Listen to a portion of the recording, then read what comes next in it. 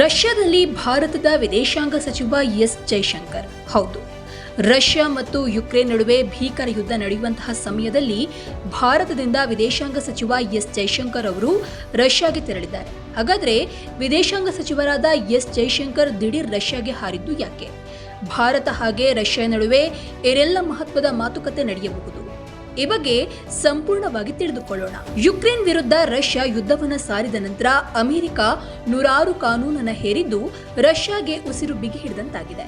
ಪರಿಸ್ಥಿತಿ ಹೀಗಿದ್ದಾಗ ಭಾರತದ ಸರ್ಕಾರ ರಷ್ಯಾ ನೆರವಿಗೆ ನಿಲ್ತಾ ಇದೆ. ಅದರಲ್ಲೂ ಕೂಡ ರಷ್ಯಾದ ತೈಲವನ್ನ ಭಾರಿ ಪ್ರಮಾಣದಲ್ಲಿ ಖರೀದಿ ಮಾಡಿ ಅದು ಯುರೋಪ್ಗೆ ತಲುಪುವಂತೆ ಮಾಡ್ತಾ ಇರೋದು ಭಾರತ.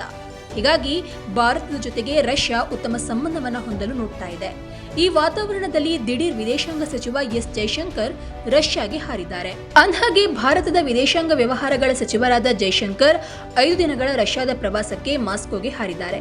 ಈ ಪ್ರವಾಸ ಸಂದರ್ಭದಲ್ಲಿ ಅವರು ರಷ್ಯಾ ವಿದೇಶಾಂಗ ವ್ಯವಹಾರಗಳ ಸಚಿವರ ಜೊತೆಯಲ್ಲಿ ದ್ವಿಪಕ್ಷೀಯ ಮತ್ತು ಜಾಗತಿಕ ವಿಷಯಗಳ ಕುರಿತು ಚರ್ಚೆ ಮಾಡಲಿದ್ದಾರೆ ಅಂತ ಹೇಳಲಾಗಿದೆ.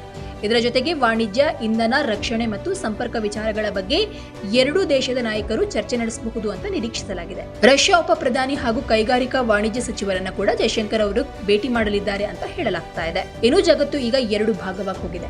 ಹಲವು ದೇಶಗಳು ಅಮೆರಿಕ ಪರವಾಗಿ ನಿಂತು ಬಿಟ್ಟಿದ್ದು, ಇನ್ನು ಕೆಲವು ದೇಶಗಳು ರಷ್ಯಾ ಪರವಾಗಿ ನಿಂತಿವೆ. ಆದರೆ ಇದೇ ಸಮಯದಲ್ಲಿ ಭಾರತ ಮಾತ್ರ ಜಾಣ ನಡೆಯನ್ನ ಮುಂದಿಟ್ಟಿದೆ. ಅತ್ತ ಅಮೆರಿಕ ಪರವು ಉತ್ತಮ ಸಂಬಂಧವನ್ನು ಉಳಿಸಿಕೊಂಡು ಮತ್ತೊಂದು ಕಡೆ ರಷ್ಯಾ ಜೊತೆಗೂ ಸ್ನೇಹ ಉಳಿಸಿಕೊಂಡಿದೆ. ಹೀಗಾಗಿ ರಷ್ಯಾ ಕೂಡ ಈಗ ಭಾರತ ಜೊತೆಗೆ ಸಂಬಂಧ ಮತ್ತಷ್ಟು ಗಟ್ಟಿಗೊಳಿಸಲು ಯತ್ನಿಸ್ತಾ ಇದೆ. ಹೀಗಾಗಿ ಭಾರತವು ಈ ವಿಚಾರದಲ್ಲಿ ದೇಶದ ಹಿತಾಸಕ್ತಿಯನ್ನ ಕಾಪಾಡುತ್ತಾ ಯುದ್ಧವನ್ನ ವಿರೋಧಿಸ್ತಾ ಇದೆ. ಒಟ್ನಲ್ಲಿ ಇದೆಲ್ಲ ಏನೇ ಇರಲಿ, ಯುದ್ಧ ಯಾರ್ಯಾರ ನಡುವೆಯಾದ್ರೂ ನಡೀತಾ ಇರಲಿ, ಆದರೆ ಭಾರತ ಮಾತ್ರ ಉತ್ತಮವಾದ ನಿರ್ಧಾರವನ್ನ ಕೈಗೊಂಡಿದೆ ಎನ್ನುವುದು ತಜ್ಞರ ಅಭಿಪ್ರಾಯ.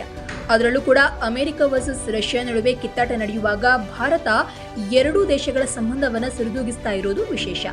ಇದರ ಭಾಗವಾಗಿ ಇದೀಗ ಭಾರತದ ವಿದೇಶಾಂಗ ಸಚಿವರು ರಷ್ಯಾಗೆ ತೆರಳಿದ್ದಾರೆ ಎಂಬ ಮಾತು ಓಡಾಡ್ತಾ ಇದ್ದು, ಭಾರತ ಹಾಗೆ ರಷ್ಯಾ ನಡುವೆ ಸಂಬಂಧ ಮತ್ತಷ್ಟು ಗಟ್ಟಿಯಾಗುವಂತಹ ನಿರೀಕ್ಷೆ ದಟ್ಟವಾಗಿದೆ.